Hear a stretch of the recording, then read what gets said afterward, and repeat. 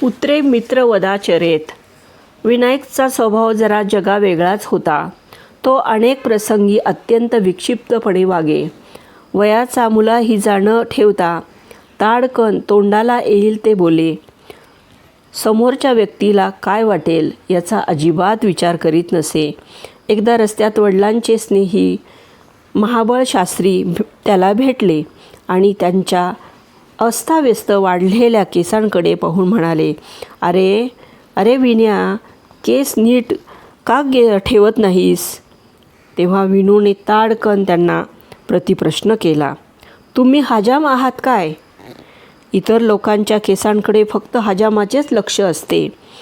एकदा त्याने आपली सर्व शालेय प्रमाणपत्रे आणि वेळोवेळी अभ्यासात मिळालेली सर्व प्रमाणपत्रे यांचा काय उपयोग असं म्हणून जाळून टाकली.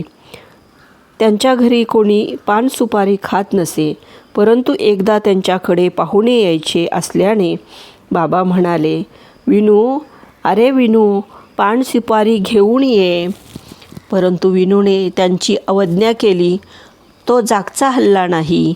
तेव्हा नाईलाजाने त्यांनी स्वतः जाऊन पान सुपारी घेऊन आले आणि पाहुण्यांना दिली. त्यांना विनायकचा या वर्तनाचा मनस्वी राग आला होता, परंतु त्या क्षणी ते काहीच बोलले नाहीत. परंतु पाहुणे घराबाहेर पडताच ते क्रोधित झाले आणि उद्गारले, विन्या, अरे विन्या, पान सुपारी म्हणजे काही दारू नव्हे. तो न आणण्याचे कारण काय? तेव्हा विनायक निरुत्तर झाला आणि मग मात्र त्यांनी तेथेच पडलेल्या एका छत्रीने त्याला झोडपून काढले. ही आठवण विनोबांचे कनिष्ठ बंधू शिवाजीराव भावे यांनीच नमूद करून ठेवली आहे. ही सन 1916ची घटना आहे. ज्येष्ठ कन्या द्वारका उर्फ शांती हिचा विवाह शंकरराव केळकर यांच्याशी ठरला होता. नरहरपंतांच्या घरातले हे पहिलेच मंगलकार्य होते. हा विवाह मोठ्या थाटात पार पडला. हत्तीवरून वरात काढली होती. परंतु या मंगल कार्यास घरातला सर्वात मोठा मुलगा विनायक घरात असूनही उपस्थित नव्हता. त्यासमयी तो शेजाऱ्यांच्या घरात जाऊन बसला होता. ब्रह्मचारी लग्नातले गोडधोड जेवत नाहीत असं त्यानं कुठेतरी वाचलं होतं. त्यामुळे सख्या बहिणीच्या लग्नातले जेवण्यास त्याने नकार दिला. तेव्हा त्याच्या आईने डोळ्यात पाणी आणून मोठ्या मिनतवारीने त्याला साधं वरण भात खाऊ घातलं. या समयी बडोदे सरकारच्या कायद्याप्रमाणे मुलीच्या विवाहाचे किमान वय 12 वर्ष आणि मुलाच्या विवाहाचे वय 16 वर्ष निश्चित केलेले होते. ची चौका द्वारका उर्फ शांतीचे वय त्यावेळी अवघे 9 वर्षाचे होते. नरहरपंतांनी बालविवाहाचा बडोदे सरकारचा कायदा मोडून हा विवाह बडोद्यातील प्रतिष्ठितांच्या साक्षीने घडवून आणला होता.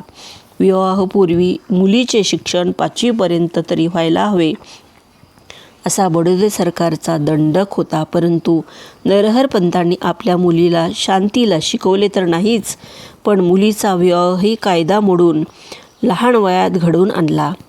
विनू हुशार होता, कुशाग्र बुद्धीचा होता. त्यामुळे तो आपल्या आईचा आणि इतरांचा लाडका होता. परंतु याला नरहरपंत मात्र काहीसे अपवाद होते. चिरंजीव बाळकृष्ण तथा बाळकोबावर त्यांचा विशेष लोभ होता आणि विनूवरील त्यांची माया काहीशी पातळच होती. शिवाय त्यांचा स्वभावही अत्यंत तापट होता. ते रागावले की हाताला येईल ते घेऊन मारहाण करीत. आपल्या पतीच्या हातचा मार रोजच्या रोज विनूला खावा लागतो हे पाहून त्या प्रेमळ मातेचे अंतःकरण कळवळले. परंतु पतीच्या तापटपणा पुढे तिचे काहीच चालत नसे. या संदर्भात विनायक स्वतः म्हणाले की बाबांनी मारलं नाही असा एकही दिवस जात नसे. दिवसभराच्या कार्यक्रमातील माझी काही ना काही खोडी तथा अगळिकता अथवा गैरकारभार त्यांच्या नजरेत येत असे आणि मग मार मिळे. विनूचे 1905 गागोदे येथे मुंज झाली. आपल्या मारुकुट्या वडिलांच्या हातून रोजच्या रोज मिळणाऱ्या प्रसादातून त्यांची बालपणी सुटका झाली असती. त्यांच्या वडिलांनी बालमानसशास्त्राचा विचार करून त्या बाबतीत जरा सौम्यता बाळगली असती तर कदाचित छोट्या विनूचे व्यक्तिमत्व जरा निराळ्याच पद्धतीने फुलून आलं असतं आणि मुंज होताच त्याचे आईसमोर ब्रह्मचर्य पालनाची जी घोर प्रतिज्ञा केली ती केली नसती कदाचित. तसं झालं असतं तर निराळाच विनोबा जगाला दिसला असता कदाचित. असो, जे घडायचं ते घडलंच असतं. आपल्या हातात काहीच नसतं. परंतु एक दिवस अघटित घडले. रोजच्याप्रमाणे तो फिरून आला. जेवण झाले तरी रोजच्याप्रमाणे वडिलांनी त्याला हजेरीला बोलवले नाही. तसेच झोपून गेले. त्यानंतर दुसऱ्या दिवशी, तिसऱ्या आणि चौथ्या दिवशीही तसेच घडले. तेव्हा मात्र न राहून तो आईला म्हणाला, आई, हे आश्चर्य कसे घडले? आपल्या पदराचा सेव तथा टोक डोळ्याला लावून त्याच्या पाठीवरून मायेने हात फिरून ती म्हणाली, विण्या, अरे विण्या, आता तुला 16वे वर्ष लागले ना. यामुळे मनूच्या आज्ञेनुसार प्राप्ते तू षोडसे वर्षपुत्रे मित्रावदेचरेत.